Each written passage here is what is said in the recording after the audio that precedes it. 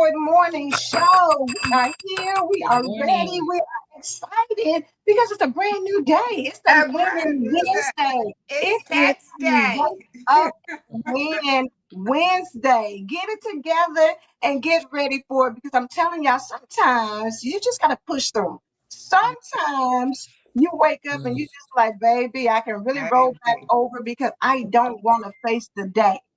But when you push through, God has already set something up for you to, go ahead and get it, get it going, even though it may be tougher some days than others. Know that when you push through, God has already got it lined up. He's got fresh mercies for you. He's got, an amazing day for you. And so if you can get that in your mindset that if I can just get to the other side of brushing my teeth and washing my face, if I can just get to the other side of putting on some clothes and, making me a cup of coffee or a bottle of water or whatever it is that you need to get your day started and get your body going.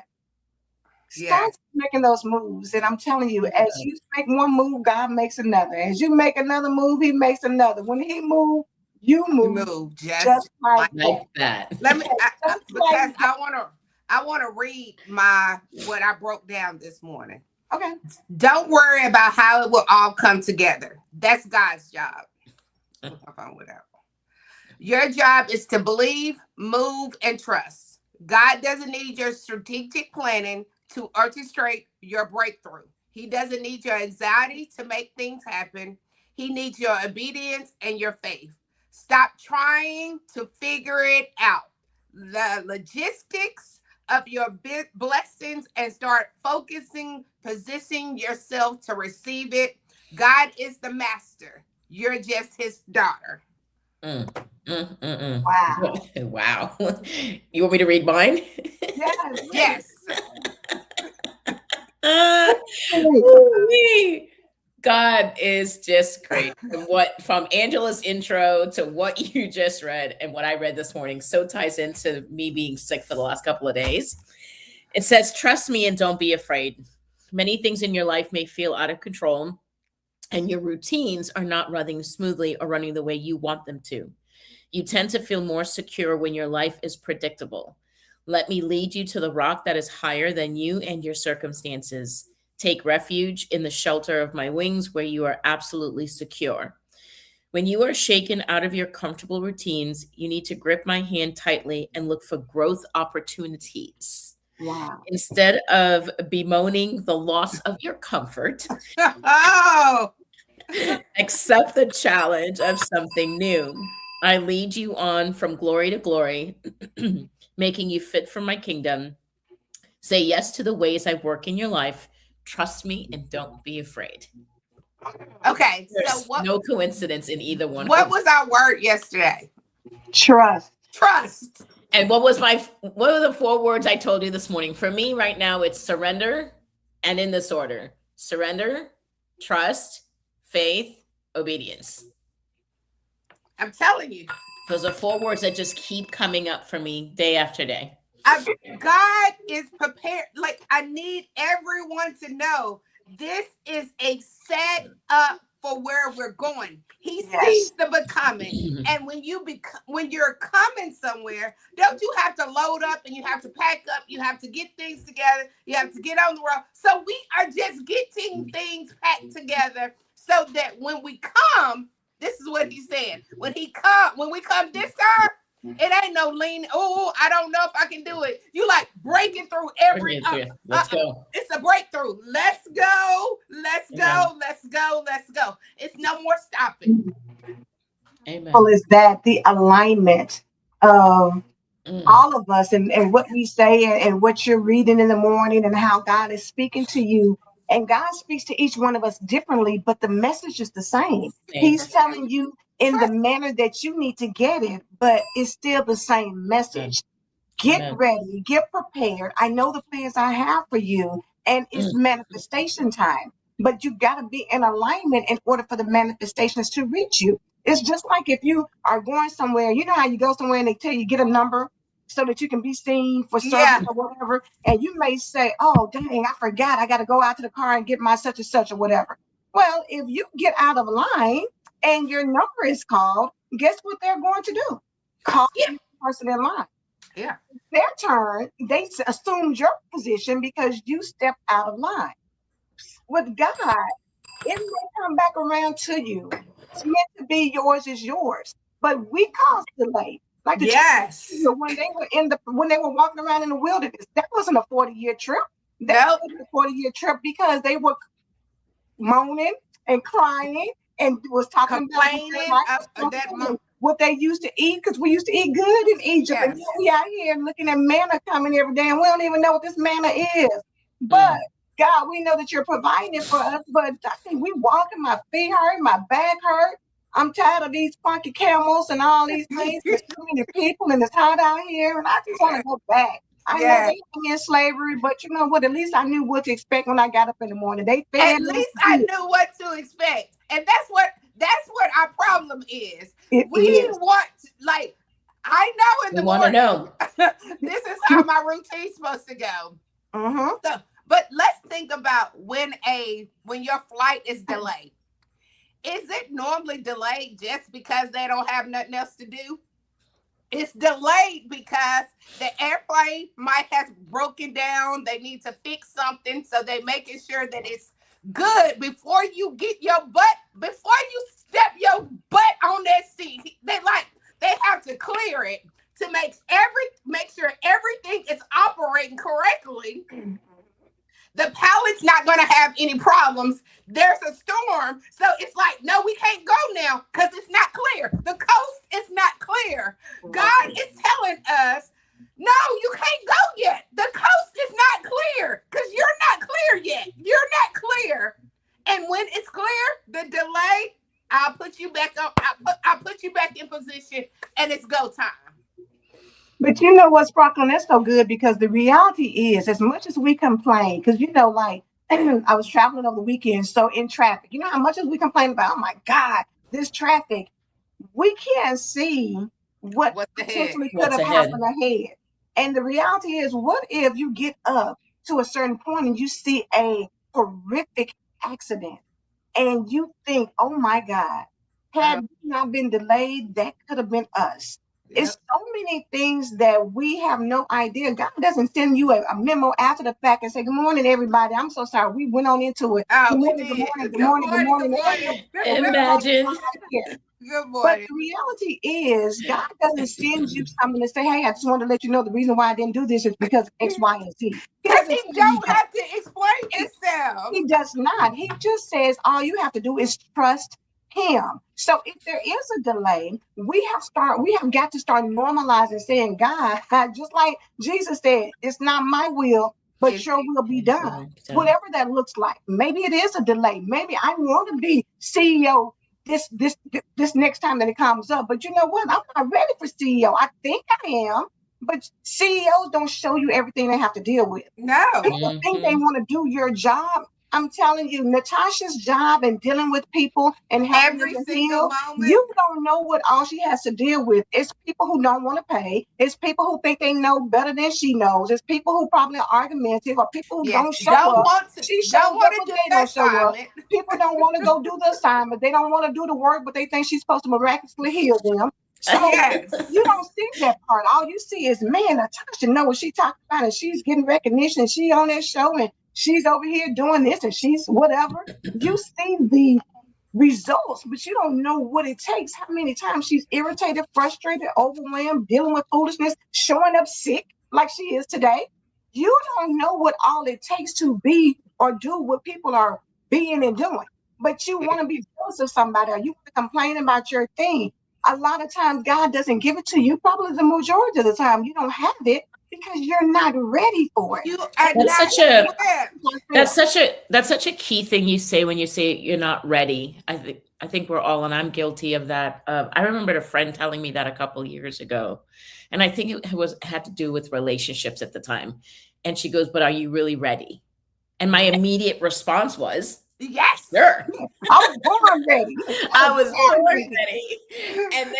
And then the opportunity for a relationship came, and I'm like, ooh, I don't think I am ready because it required me to trust that person. Yes. It required me to be vulnerable. Yeah. It required me to meet that person where they're at and not change them. These were all the things I had done in previous relationships.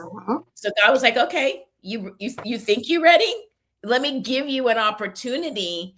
And it showed me in that opportunity that I really wasn't ready. And thank God, God removed the relationship from my life. That's a good example of when we step into things because we think in the flesh we're ready, but we haven't even gone before God. We haven't even asked God what is required of us. And what we need to be equipped with. We're not even asking what I'm ready. We ready. Okay. And it's like, for what? So do you have all the equipment? You know, I want my business to blow up. I want it to blow up right now. I want my 1 million people. Girl, you don't even have the right equipment to handle 1 million people. You only have 50 sacks. So and that's the reality. We all, because this is the reality, we all see things and we feel like, oh, that's easy. Oh, I can do that. Try going into, just think about, somebody says, okay, we're having a Thanksgiving dinner. And so let's have it at your house this time. You say, girl, yeah, we're having it in my house because, girl, Charlotte been doing it for the last 5 years, girl, and I'm sick and tired of that mac and cheese that she doing and all this and the other because I know I can do better. Well, guess what? You can do better when it's 5 people. Yes. You can do better when it's 25. Facts. Because you know how to manage a large group of people. You may say that I can do breakfast, baby. I'll make the bomb breakfast for myself. But let me make breakfast for somebody else. Well, they want something different. They don't like their eggs over easy. They want their scrambled with cheese. Wants something They don't want their bacon crispy. They like theirs a little, you know what I'm saying?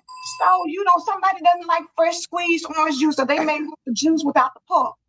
You don't know what you don't know until you get in a situation and realize, like, so you step into it. Girl, it's too much. Don't come visit me this summer, baby. I'll meet you somewhere because what you require coming in my house is too much and I can't deal with that. Exactly. So we can be honest with ourselves so that we can understand why God doesn't give us things at the time that we say we want things to be right. Because he knows we're not ready. Yes. That's even in relationship. Like I say I want to in relationship. I say I want to book somebody. But yesterday I was gone 4 hours just because. Like I went walking, like just all over the place. Not one time did I pick up the phone. Did I do any of that? So if you have responsibility, say, because dating is totally different than a husband. Yeah. That's too different. That's totally. Yeah. But I said, wait a minute. So your norm is, I'm just gonna go walking. Where you going? I don't know. How far are you gonna walk? I don't know. When you coming back? I don't know. How are you going? I don't know. What you doing there? I don't know. Like I'm in a I don't know mode because I just do what I want to do. Because you're just doing you. You just say, I'm just doing me. But I was like, girl, are you really ready for a relationship? Like, are you ready for every single day, every month? To check in.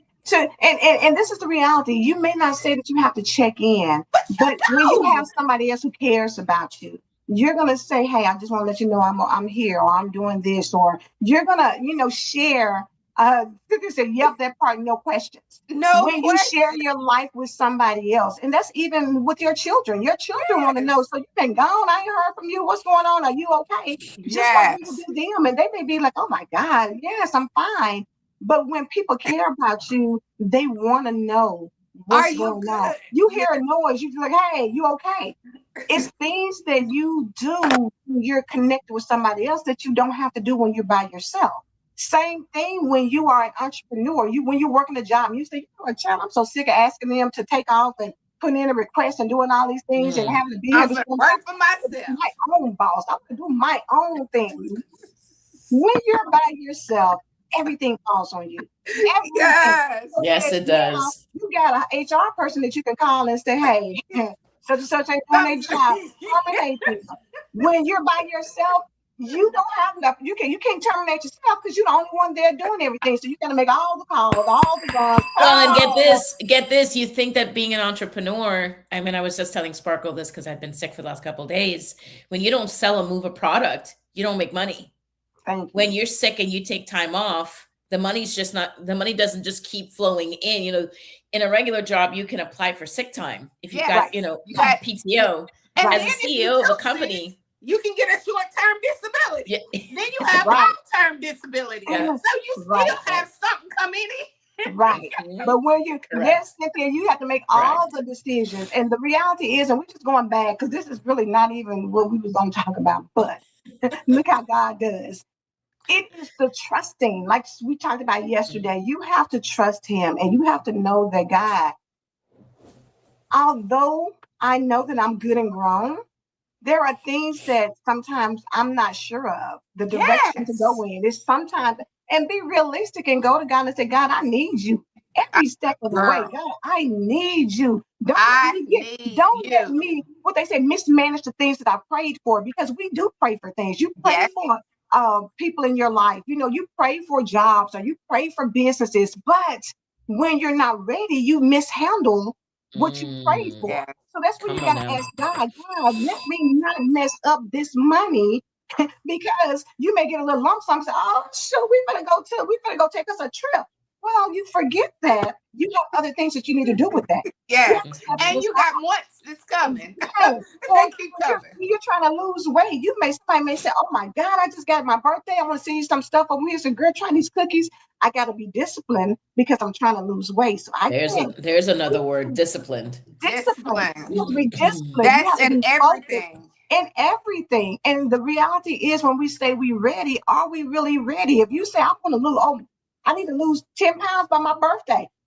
Are you really committed to doing that? Because the first time something comes to and somebody says, let's go out to eat, let's go out for drinks. And you're like, oh my God, it's my favorite place. I want to go out for drinks. But I committed to saying I want to lose 10 pounds. I can't do both. And how many times have I failed that test?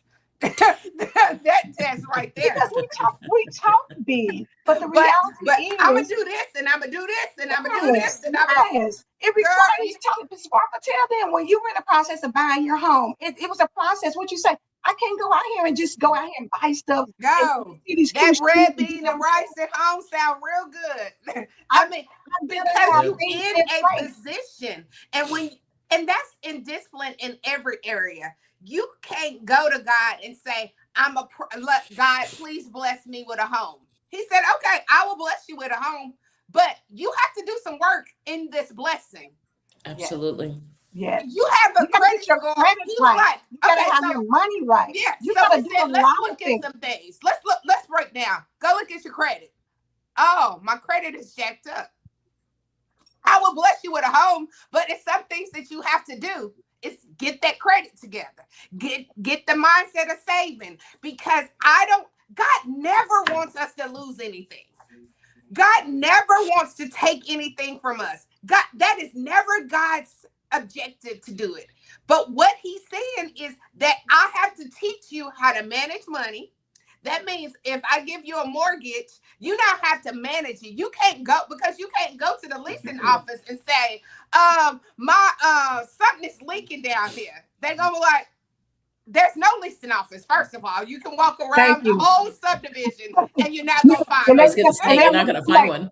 that's your responsibility, man. They're gonna like, if you go Google it, where is my mortgage police office? Google gonna be like, We need more information, baby. So, and then on top of that, you have an HOA. So instead of a leasing office, you have an HOA that's telling you what you can and you can't do for what you're paying for. They gonna tell you, ma'am, I don't know when you're thinking about cutting your grass, but I need that grass cut now. Thank If you. not, I'm gonna charge you for not cutting your grass. There will be a fine. So it's so much build up responsibilities in every area of life that we're doing all this praying for and all this believing for. But are you ready? Are you getting yourself prepared for what God's ready to open the door for you? So when you swing open the doors, you're like, I got my hope here. I got my faith here. I got my belief here. I got my strength here. I got my trust here. I got this. I can do all things. That you already ready to equip. When a bodybuilder goes do the thing, he don't wait to start getting built until the day of.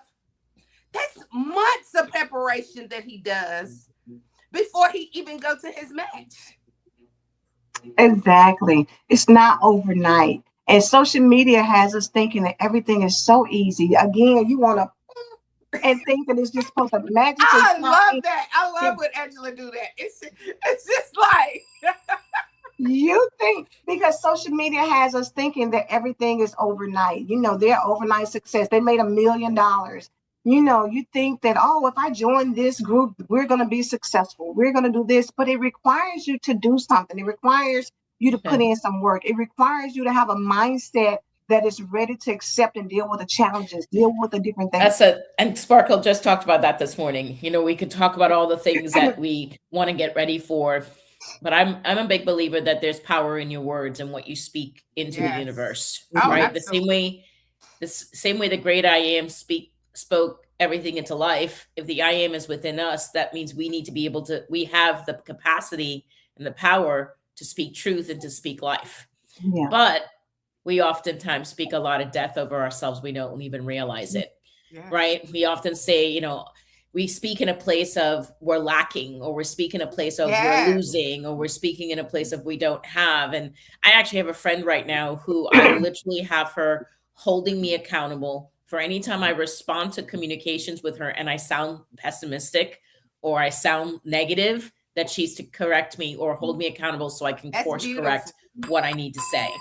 Because it's not an everyday thing. I really try really hard, but I'm also very human. And so when life comes at you very quickly, sometimes you're like, oh my God, this isn't going to work. And that isn't going to work. And the minute you say it's not going to work, the minute you say, I don't have, the minute you say this isn't enough, where's this coming from? Once you allow that worry to creep in, you allow that doubt to creep in. Well, and then, to me, what I'm finding in my own experience is I am watering down and I am diminishing the power and the love, right?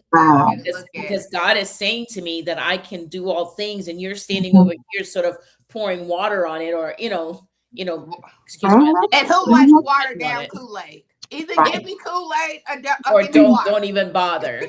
Exactly. But it's great, Natasha, that you recognize that, because I think for a lot of people, you don't even recognize, just like how you wake up in the morning, you don't feel good. You're like, oh my God, somebody's like, how you doing, girl? I'm about to die over here. Yes. No, you're not about to die. Little bitty things, but we say so many little things that we feel like are inconsequential, when in reality, when you say, oh my God, girl, I'm broke, girl. Can you do that, girl? I'm broke. We just say, oh, girl, it's a way of changing your words, because the Bible even says, life and death is in the power of the tongue. Those who like to talk a lot will eat the fruit of what they say. So when you run your mouth all the time, you're putting things out in the atmosphere that will eventually come together to create whatever it is. So if you want to know, I read something, it's been years ago, but they were saying, if you want to know where you're going to be at in a few years, look at what you're saying right now. If you want to look at where you are right now, think about how you were talking 2 or 3 years ago. Your words it's a difference. It's a difference. What you have, where you are right now. If you feel like I don't like where I am, then you need to change your words so that it can create the life that you want. So it will match up. It's like the matching game. Like it don't match up. Can't and can. It's like, I know we have the same letters, but I don't want that T. I mean, can is like, no, you don't spell me with a T. Like, well, there we are controlling. God says I can, and we want to be better than God and go, I can't. And he's like, okay, he's not going to fight with you. Example, Natasha. Since I have changed my words, my vocabulary, I have seen a major change in my life. One of my favorite phrases used to be, it is what it is. And what I kept getting was, it is what it is. I cannot stand that phrase. Wow. I mean, that was my thing. It is what it is. Because people never think about the negative connotation to that. It's saying that it's not going to get any better. It just is. Yes, it is what it is. So nothing was getting better. That sounds bad. Well, what you're saying ultimately is this is as good as it's going to get. And again, if So we're saying that familiar God, God that he ain't that he's done. Man, you ain't all that. You are not all that, because this is the best you're gonna do. It's right here. So one of the things that I talk about with clients, it's about our nonverbal.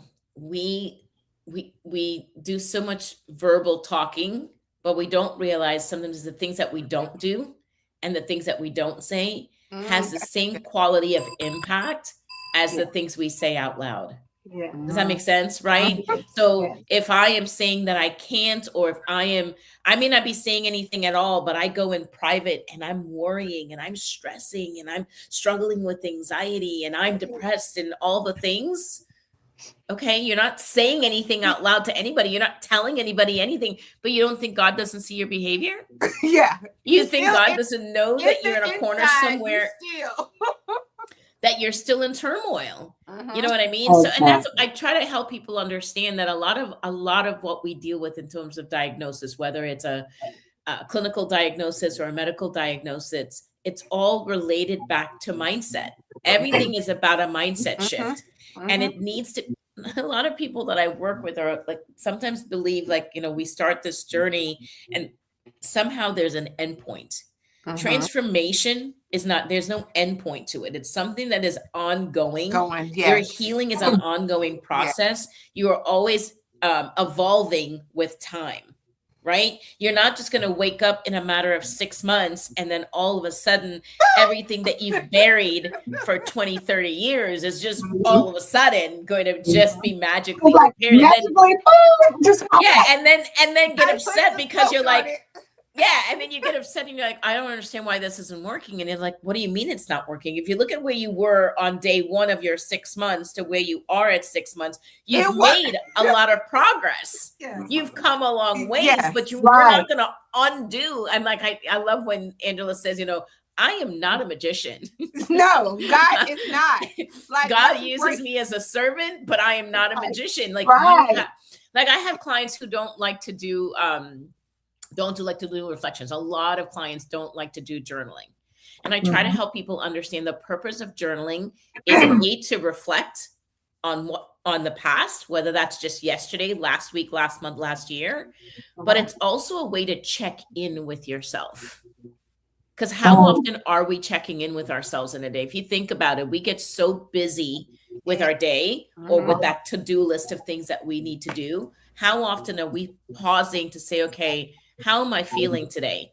What am I thinking today? Have I been in a negative mindset today? Am I finding that just by the way that I'm thinking that maybe I'm, exiting God or I'm canceling God out?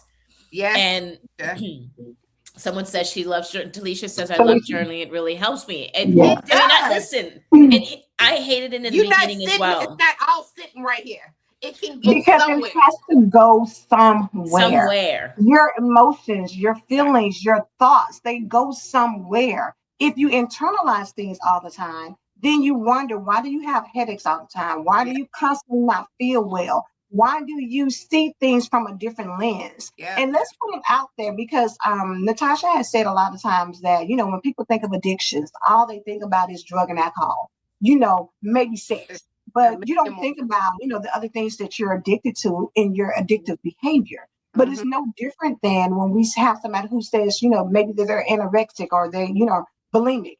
When you, in your mind, see yourself as overweight, everybody else may see you as 90 pounds and they're worried.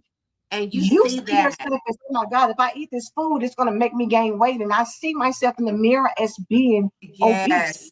You can't. I got to keep doing what I'm doing, because what I'm looking at doesn't match up to what everybody else is. I don't see what you see. I see it's mindset. Yeah, and that's life in general. And you can understand it in that capacity, because you're saying, oh my God, how can they not see that they're 90 pounds? They think they're 290.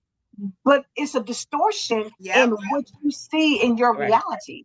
Well, that is how it is in life in general, when you don't take the time to reflect, to journal, because in your mind, you're seeing, I'm not making progress. Oh my God, I'm just so stupid and dumb, and I'm never going to be any further than I'm going to be, or my bank account is always on empty, or you see yourself, and like Natashah says, you may not be where you want to be, but you're far from where you used to be. And if Amen you to can that. Come on now. understand that concept and just continue to make progress, continue to make step forward, Permission. evaluate where you are, and realistically take a notation of, okay, this is where I am today. I wanted to read the Bible in a year. Well, they give you every day. Well, if you miss 16 days in a row, are you going to say, you know what, girl, child, I ain't reading this Bible in a year, girl. I done missed 16 days. Let me quit. No, you go back to, you know what, Lord, I'm let me get more structure. Let me find some Yeah. time where I can be committed for real. And now let me do this. So let me, maybe now I got to catch up with these 16. So Yep. maybe every day I read one, I'm reading two a day until I catch up to where I'm at Catch the up. present. Yes. It can happen, but you got to course correct. Yep. Doing the same behavior that you always do. It's no different than setting goals. Like you haven't exercised, ate right in 20 years. And now you saying I'm going to lose 10 pounds in 1 month. Okay. And you expect them That's to, like, you expect them so 10 now, pounds to look like everybody else who is a 26, 36, 20, but whatever. I'm 24. not taking diet pills. I'm not drinking all them herbal teas. I don't believe in all that. But you haven't even started any type of process. So why is your goal already how many pounds you're going to lose instead of today this month I'm going to work on how I eat. I'm going to change some eating habits. Next month should be, I'm going to start trying to work out a little bit. I'm going to start trying to get myself started. Well, you have to get yourself prepared before you set these big, huge goals that are out of reach. And then you discourage and upset with yourself and just stop everything because you didn't do the proper steps it took to start setting the goal. Well, we want what we want when we want it, right? Right. That's the addict mentality. I want what I want and I want it and I want it now. Mhm. And we also live in a society that makes things so accessible to us for that quick turnaround. And that we just somehow believe that, you know, when it comes to mental health, it applies the same. And I'm here to tell you that it's not. It's not. When it comes to your mental health, there is no quick fix. You can go to all the pills you want when to it in comes the to world. us, Natasha, not just when it comes, like we are stubborn, we're hard-headed, we want things our way and only our way. Like we got to be real with who, and because you know who you are as a person. You know, if you come to me screaming and hollering at me, telling me that's not gonna get nothing done. Like you can't scream at me. And the reason why you can't scream at me is because of some childhood stuff that you can't scream at me. But if you come talking right, I can, because I'm not listening. When you screaming at somebody, they're not listening. They're defeat. Let me see what I'm gonna say back to you. But even in that process, Sparkle, we self-sabotage. Yeah. Because the reality is, even though we shut down on certain levels of things because we don't like how it's done, sometimes some truth is being spoken or some things are being done. This is like, even like you said, with the losing weight. If I don't lose them 10 pounds when I'm supposed to, then I'm gonna say, your child, let me go eat this whole thing of ice cream, or let me go eat this whole pizza. Or we self-sabotage because we go to the opposite spectrum. Instead of us saying, you know what, I don't really want to hear what they're talking about, but let me just calm myself down and, you know, look at, maybe not listen to what they're saying, but let me look at this thing from a different perspective to see what did I need just to say today? maybe Natasha? you didn't help me, but let me help myself. Instead of being, because what happens is when somebody starts screaming and that's not the language that you like to hear, then you'll be like, okay, I'll show you, but now I can tell you, I'm gonna go and do something totally opposite. And that doesn't help us. That hurts us. It's a self-sabotage that we have down in our spirit that, baby, oh, so you don't want me? Okay, well, I know John do. So I'm gonna go over here with John. Now you self-sabotage the whole thing because you don't need to be over here with John. John does not mean you any good. John just want one thing and that's it. But you want to get back at Larry, so you're gonna go over here with John. Or well, I always go back. Sorry, I didn't No, want to cut you off. I was going to say it goes back to the basic model of what you're talking about is our inability to regulate our emotions. And the reason why I can't regulate my emotions, A, because I don't have coping skills, and B, I'm in a particular mindset, right? We have to remember we have our conscious mindset, and then we have our subconscious, and then we have our unconscious. In the unconscious, we've got things so buried that we don't even know that they're even there Where they anymore, even exist. right? Then you have your conscious mindset of where you're thinking about something presently. And then you have the in-between. We got a lot of stuff, and I call that the inner voice, right? There's this internal dialogue that's happening. So I have my conscious mind saying one thing, but then I've got the internal dialogue. I've got the inner voice saying something else. The inner voice, what it believes to be true, is what's driving those emotions that Angela's talking about that we're not regulating. So when somebody acts a certain way or says something, and all of a sudden you're in your feels, as they like to say, that's an opportunity to take a step back, take a beat, and be able to recognize, okay, what am I really thinking here? Because the minute that we're in our feels, we immediately project outward. We immediately are looking at the other person to see what it is they said, how they said it, what they did, how they did it, and what's wrong with them. When in reality, the reason why you're in your feels is because of your mindset. And if you actually took some time to reflect and listen to that inner voice, you will find out what your mindset is. You will find out what those limiting beliefs are and what you're really thinking. And that will let you know where you're at and what it is that you need to do. That's good. I love the breakdown. When I see that, look, that's why y'all want to show today, Natasha, because that breakdown says it all. Yes, it says it all. It puts it into perspective for people because honestly, we stay in our feelings. Yeah. Honestly, we always have a spirit of offense. Somebody's always offending you. You don't like how they talk to you. You don't like what they said to you. You don't like what they did to you.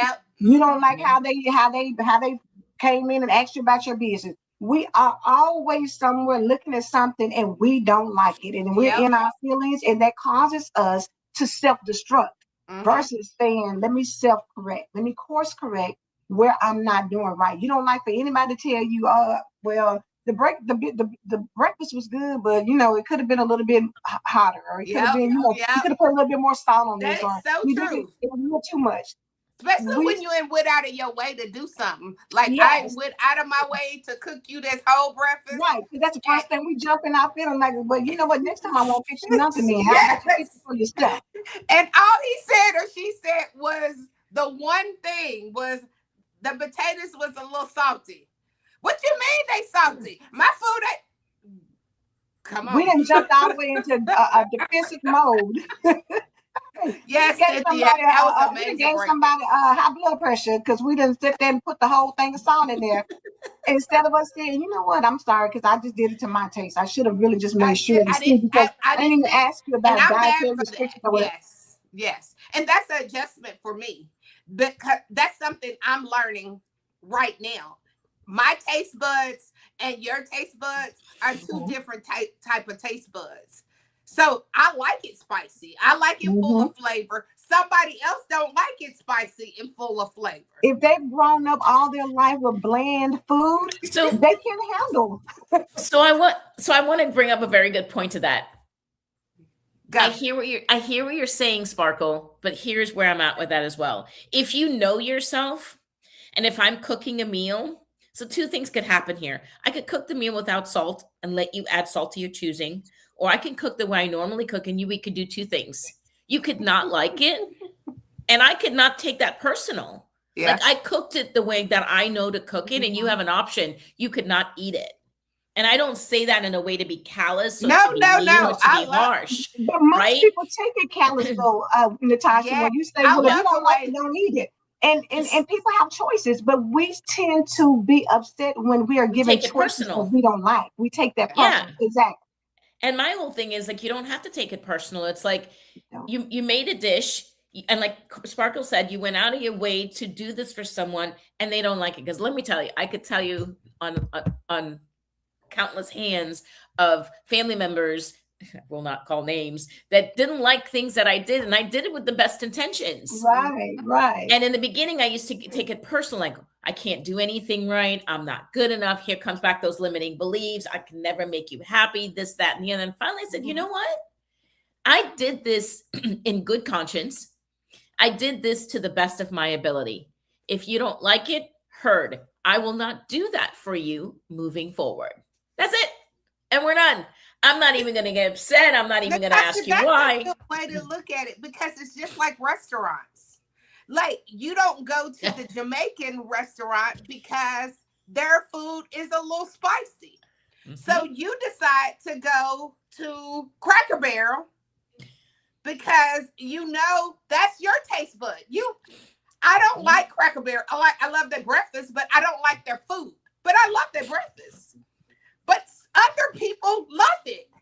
That doesn't mean that Cracker Barrel is a terrible restaurant and I don't like it. That's my perspective. That's your experience. Like, I see a lot of people go online and they'll give bad reviews about something, and I'm like, listen, it's your experience, and you could write about your experience, but don't taint it for everybody else, because you have no idea. They may go in and have a completely different experience. That is with anything. Somebody Sparkle may say, you know what, girl, I was with this guy and he sucked. I can't stand him. Somebody else may get with the man and be like, girl, he's the best thing. He is everything to me. We allow somebody else's thing to tell us whether or not, because Cynthia Lewis might say, girl, I just went over here and ate such and such a place and it is the bomb. Y'all need to go. You and your husband need to check it out. And we get over there and both of us looking like, I don't even know. Girl, Cynthia called it. This is over there. Now, you start thinking, girls, whatever Cynthia tell me, I'm not even tell me about you can't tell me about a movie. You can't tell me about anything because I don't trust your judgment. Look, you did a block. You're blocked. She's blocked. But that's in everything, even movies, like TV, reality TV, movies. Everything. We think we ready to tell somebody, girl, it's nasty. That movie is terrible. Do not watch that terrible movie. And you like, it's even worse when you go, oh, but I liked it, and they're like, you did? And now you're being judged. And now you're being judged because you have an opposite opinion or perspective than they do, and you're like, yeah. Like, why wouldn't I? Realizing it is okay. Let's put the disclaimer out here. It is okay for you to feel how you feel and like what you like. Okay. And nobody else has to do that because we're individuals. Everybody doesn't have to do the same thing. Just because you may not like seafood doesn't mean the next person, even if they've never tried it. Don't color, like Tabitha Brown says, you may be in a don't come over here. Don't messing up somebody else's thing. Don't mess up their plate. I'm not a motel girl. I don't want to go to a motel. I want to go to a nice hotel where I can go up the elevator where they get the towels. I want them to come in and everything is nice. Somebody else may say, I'm not paying those prices. You have to do what works for you because you should know you. And it doesn't make it right or wrong. If somebody else likes it, something different. But that's a good point. You should know you. And that's the problem in our world today. We are not taking the time to get to know ourselves well enough to know what we actually like and what we don't actually like, and not allow outside forces to influence us. But we are still... Tasha, this is the crazy part, though. Somebody that you expect, like, she would never stay at a motel. I'm okay with her doing our planning. She gonna plan us right. She gonna plan it right. Then she's the planner, and she put your butt in a motel, and you sit there like, but she. Because you had her way up here. You had her the classiest woman, the da-da-da-da-da. Now she booked yourself in a motel because the outer appearance of her, you made it, she can plan everything. I'm not going to plan anything. Sure, you do it all. I bet you'll plan next time because now you over there itching because I'm one of those that get to itching and ain't nothing even going wrong. It just look creepy and I'm starting to itch like, oh. Just starting to get to know you. Yes. You have to know, like, you can't put all your hope in somebody because they appear to have it all together. Well, they do, and they still have it all together. They just don't mind standing. That's one thing that should not change anything. You just know that is their direction they're going in where they're going to stay. And so coming back to Angela's thing, we're not in alignment because what that just described to me is that person is on top of their world. And maybe setting some up in a motel was the very best that she can do. Yes. The person who doesn't want to be in the motel, pack your stuff and go find where you want to be, because what it means is you're not in alignment. Or right? And that's my word. You know what? It's okay, because it's not the end of the world. I can stay here for a night. That is well, if you're willing to sacrifice, depending on the circumstances. I'm gonna itch all night, and I'm just gonna be like, I'm gonna go get me some Benadryl in the morning, and it's gonna be okay. And it's gonna, because what I'm not gonna do is make her feel bad, like, because I think it's so wrong to go to that person and say, I can't believe you booked us here. This nasty thing that, like you said, Natashah, they gave their best. Mm-hmm. And if you wanted better, maybe you should have communicated with the individual to say, hey, listen, key, I know you're planning, just FYI. But I don't do motels. Because we don't communicate. The thing is, we think everybody has osmosis. We just, and automatically you know exactly what's going on. The reality is, for a lot of people, we accept what is given to us without speaking up. And that gives people false illusions. So, say for instance, my husband and I, he loves sweet drinks. So he may go to this place called Seven Brew, and they have like Starbucks or whatever. They have these. Oh yeah. I have a coupon right now. So he goes and gets one. So in the beginning, I was like, oh yes, I love this, because I can go to Starbucks and get me a sweetened caramel coffee, something or whatever, with the whipped cream and all that. Y'all know I love Coca-Cola, so y'all know it's 100 pounds of sugar in that, right? So you can something about the Seven Brew thing. After I had it a couple of times, I was like, oh my God, it's so sweet. I can't even finish it. And I know he was probably thinking, but you drink these Coca-Cola, you drink 600 pounds of sugar every day. How is this sweet? But it is, you know what I'm saying? So we see stuff and think that just because you do this, it's just how it's going to do that. And that's not always the case. Some people may love football and basketball. They can't stand hockey and baseball. Yes. All sports don't work. All food. You may like crab legs, but you may hate shrimp. You got to understand, but you got to know you, and you got to be true to who you are. And understand and say that, you know what, if y'all may want coffee, can y'all take me somewhere and let me get me some tea, because I don't really drink coffee. Yeah. I don't mind going to the coffee place, but that's not what I'm doing. And see, I can go to Starbucks with you, and I'm just going to get a large ice water with lemons. Like, I can still go. I'm just not getting coffee. I think the message overall is, do you know, and the question for the audience is, do you really know yourself? And I think a lot of people may say, oh, yeah, this comes back to chapter 2 in my book. Who am I? Right? Who am I when the world is not aligned with me? Who am I when we don't agree on the same things? Who am I when we don't share in the same perspective? Can I stand true in myself? Can I stand strong? Can I still continue to be me, even though we may not see eye to eye? You may not agree with my perspective. And I don't know. I think for some people, that's a very challenging question. But I think if we took time to journal and we took time to reflect and recognize what we need. I always say there's a difference between what you want in life and what you need in life. Yep. You spend more time knowing what you need, then Angela, it gets easier to be able to communicate what you need, because you're willing to fight for that. Yeah. You're willing to advocate for what you believe is important to you. But if you don't know what's important to you, then you're not going to know what to fight for. And I love that she said that I'm still learning new things about me every single day. And I think that's so important, because understand this. A lot of times we go through life and you get to retirement age. And when it's time to retire, you're like, oh, I can't wait to retire. Well, for some people, they can get to retirement age and they say, you know what, I'm going to spend time with my family. I'm going to travel. I love getting up when I get up and all that. For other people, they're like, I'm lost. I don't know what to do. I don't know what to do. I don't like this. And it can cause them health issues. It can start causing a whole lot of other things because it's out of their normal. Well, mental health is on the rise as a result of it. You see a lot of elderly struggling with mental health, depression, and anxiety as a result of not knowing what to do. They feel very lost. Yeah. Why? Very lost. But it's because a beautiful time to start learning yourself, though. It is, but you have to think about this. So now this ties back into addiction and ties back into workaholism. People have spent their lives with their identity wrapped up in their jobs. That when they retire and they're not working anymore, they're like, okay, well, here comes the infamous question of who am I? Who am I if I'm not working? Who am I if I'm not needed by the job and I'm not needed by the boss and I'm not needed by the employees?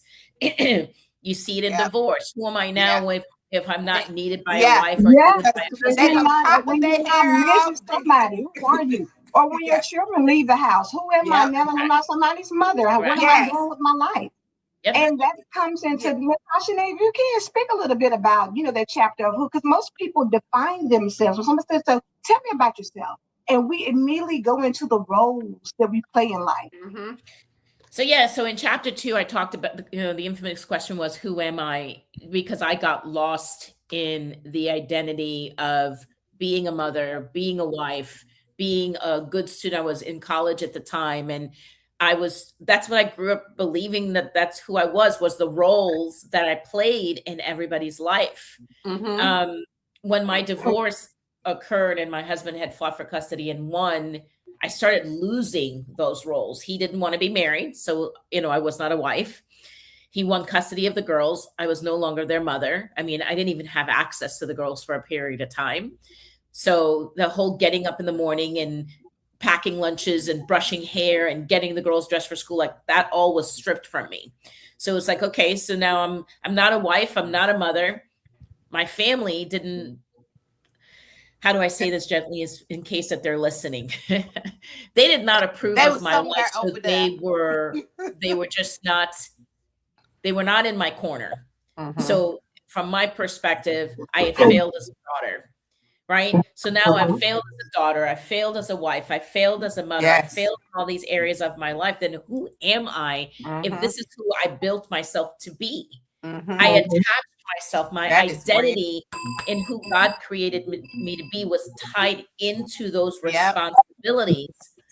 And I wholeheartedly believe today, I did my live on Friday of last week talking about my suicide attempt. And what it comes down to is God needed that part of my life to unravel because he wanted me to see that the identity that I have is wrapped in him and not in those things. And that is why so many people struggle in this world, because when the divorce happened and I lost the job, lost the husband, lost the kids, lost the relationship with my family, I was at a total loss. And when I began to loss, my mental health got worse, my depression got worse, my anxiety got worse. And I was just like, who am I? What's the point of even living? I mean, it gets that bad. When you find yourself attaching to people, places, and things, when you attach yourself to money, when you attach yourself to jobs, when you attach yourself to food, right? You're creating this bond and this relationship with these things that when you are separated from it, you don't know how to live life without it. That is not what God is calling us for. God is not calling us to depend on those things to such a degree that when you don't have it, that you can't function. That is a problem in our society. That is a problem. For the great majority of people, and for those who are listening that probably thinks that could never be me, be careful with what you say, because you don't realize how ingrained you've made yourself in somebody's life or in somebody's program, whether it's work or church, or, when you think church hurt, is because a lot of times, if you're not doing what you normally do, if somebody comes in and takes it, now you don't know what to do with yourself. You don't know how to just be a regular person and go in and sit down and listen, because you're so used to doing, going, making things happen. And that's just period. And it requires, again, going back to journaling, going back to, spending time with God and meditation and getting to know yourself and who you are. Because once you build up yourself to be a strong individual, then you can handle when roles change, because those roles don't change you. You may no longer be the CEO of a company. You may no longer be a wife, but that still doesn't change the woman that you are. It doesn't change if you're a man, the husband. This doesn't change the man that you are. You still are in that role. Like you said, you didn't have the girls to brush their hair but you're still their mom. And you can't change that. Yes. So the thing about it is seeing yourself in a way that makes you whole, no matter what comes and goes. Correct. because your wholeness is attached to your relationship. God created you. So when Amen. you see yourself as fearfully and wonderfully made, other things may be what we say accessories. Like, if I take this necklace off, Mhm. it doesn't change the fact that I'm still a woman, I'm still a woman. because And you're I don't still have this beautiful. accessory. Correct. Yeah, you know what And I'm you're saying? still It beautiful. doesn't define who you are. You may Yeah. say somebody else may say, "Oh, well, I don't like that, but look at what Sparkle got on. I got to go get me those." And you get, and you're like, "Well, I don't, mine don't look like Sparkle does. It's not supposed to, It's not. because you're different. Your face structure is different. The Everything look on about you is different. everything about you is different. And when you can learn to accept who you are as you are, whether something leaves or comes, Amen. stays for a little time or a long time, the you who you are should always remain the same. And when you know and believe and trust in you Yeah. and who God created you to be and the That's God that's good. inside of you, that supersedes everything else. And it's a journey to get there, though. A lot of people don't It's a realize it, but journey to get there. all of your identity is connected to something. Yeah. And if that all gets stripped away, just like when you read in the Bible about Job, Yeah. the devil was like, well, Job still, will he not curse you and die? If you take away all these things, all this money, all these good things, what will happen? Yeah. And Job said, naked I came and naked I leave. Naked I came, naked I go. I think one of the things that I am still working on every single day is not taking everything personal. Mhm. Don't take it like I Right. would take it personal. Girl, they're just out of donuts right now. And nobody's trying to attack you over your. I mean, Look, just they don't want to see me win. yes. So there's a It's that stripping when some Angela say something to me that I don't like. Why are you taking it personal where it's hurting your feelings instead of just taking the part that you need? Because I used to, and I'm working Look, on she's not got miles better because you look like, not yeah. shutting down when I hear something I don't like. So there's a great book, The 4 agreements, baby. Love the 4 Agreements. And the first one is don't take things personally. Don't take it personal. That's what And I want to get on. he tells us the second one is don't make assumptions.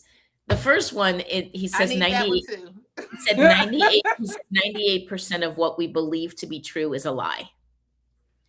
And what he means by that is that 98% of what we believe to be true is based off of somebody else's experience and not your own, which is what we've been talking about this entire show.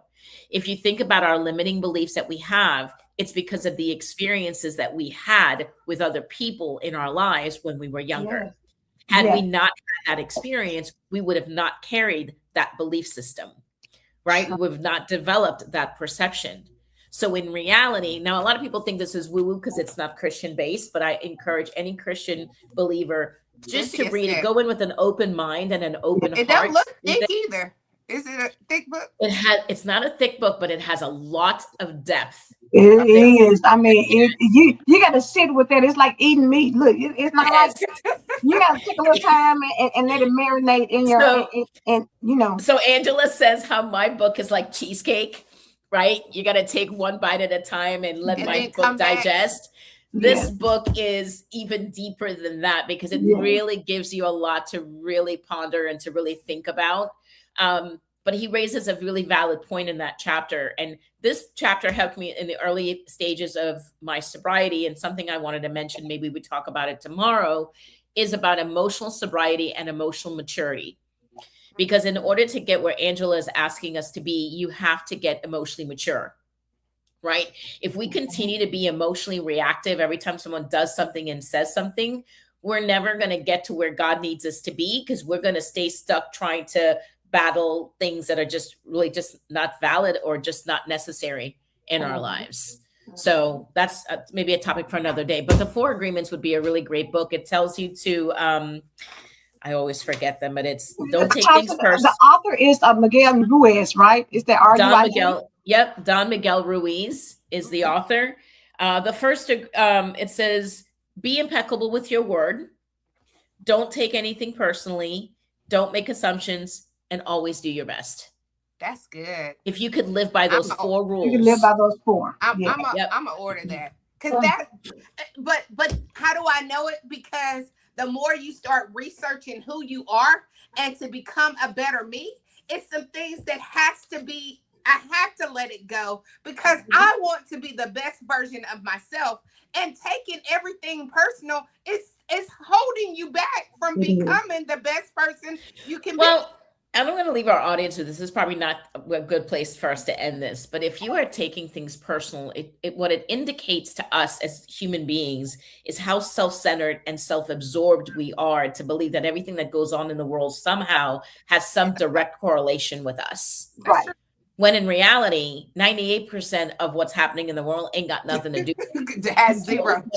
Look, they don't even know you. Yeah. Look, I just threw out mine, and we all have some, like, I just threw, like, so we all have them. And don't assume, like, people assume, like, oh, she's saying that she takes stuff personal. I'm gonna be careful what you say to her. No, don't be careful. Like, don't start, because when people say stuff, people start crawling and, like, be careful what I say. Going around somebody. Yeah. Well, people make assumptions because they don't have facts. Right. And again, coming back to that communication, we're not communicating. And so we're operating from a place like, I'm going to watch your behavior and you're going to watch my behavior. And but we don't even know the facts that are driving that behavior in the first place. And so it comes back to, we need to communicate. We need to learn on how to get to know ourselves. We need to know how to get to know each other. We need to ask questions and don't just assume. Angela kind of said that with relationships. Somebody might say, oh yeah, I was dating that guy and he was bad news. He might have been for you, but we may have a different relationship where we're communicating and he's sharing with me openly because I've created a safe space for him to talk. Like, you just never know. You cannot just judge a book by its cover. You know what I mean? Absolutely. A lot of times people look at me and they think, oh, you haven't had a bad life. If that's what you want to believe, and thank you. Yeah. And let's keep it moving. I'm not going to sit here and fight that, advocate for that or anything like that, but it's people making assumptions because they don't have the facts. So okay, we have to get out of here. We trust and believe. We trust and believe. We trust and believe that we're becoming the best version of ourselves. We are getting to the root of it, and we are healing for real this time. We are healing for real. We letting it go. Have a phenomenal day. Get that book, The 4 Agreements, Don Miguel Ruiz. Get that. I have it on my list. I hope somebody else get it too, because don't leave me out here by myself. No, I'm just playing. Y'all have a good one. We'll see you back on tomorrow. Bye, guys.